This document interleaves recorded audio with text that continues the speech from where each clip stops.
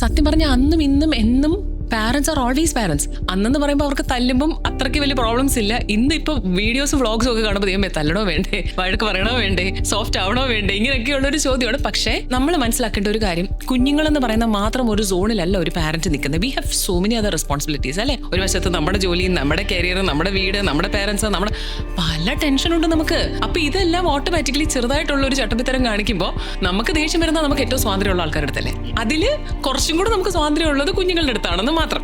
എന്നാൽ നമുക്ക് പാവം തോന്നും. അവർ കുറച്ച് കഴിയുമ്പോഴത്തേക്ക് ഇവർ ഭയങ്കര ഇന്നസെന്റ് ആയതുകൊണ്ട് കുറച്ച് കഴിയുമ്പോൾ നമുക്ക് അങ്ങ് സങ്കടം തോന്നും. ഇത് നോർമൽ പ്രോസസ്സാണ്. ചില പേരൻസ് ഗിൽറ്റി ആയിട്ട് വരാറുണ്ട്. അയ്യോ ഞാൻ വഴക്ക് പറഞ്ഞ് ഉറങ്ങി കഴിയുമ്പോൾ ഭയങ്കര സങ്കടം വരും കാണുമ്പോ. They are full of energy. കുഞ്ഞുങ്ങൾ എന്ന് പറയുമ്പോൾ അവരങ്ങനെയാണ്. പക്ഷേ നമ്മൾ നമ്മളെ പ്രയോറിറ്റൈസ് ചെയ്യുന്നുണ്ടോ, നമ്മൾ നമുക്ക് ഇമ്പോർട്ടൻസ് കൊടുക്കുന്നുണ്ടോ എന്ന് നമ്മൾ നമ്മളോട് തന്നെ അങ്ങ് ചോദിച്ചാൽ മതി. ഞാൻ കൗൺസിലിംഗ് ഉണ്ട്, പാരന്റ് ആണ്, ഇതിന്റെ കൂട്ടത്തിൽ പാടുന്നുണ്ട്, ഇതിന്റെ കൂട്ടത്തിൽ ജിമ്മിൽ പോകുന്നുണ്ട്, എന്നെ കൊണ്ട് ആവുന്നതിന്റെ എല്ലാം ഞാൻ ചെയ്യുന്നുണ്ട് എന്ന് വെച്ചാൽ അപ്പൊ എനിക്ക് ഇവരോട് ഒരുപാട് ദേഷ്യപ്പെടേണ്ടി വരത്തില്ല. Because my day is productive. ഇതിലാണ് കാര്യം.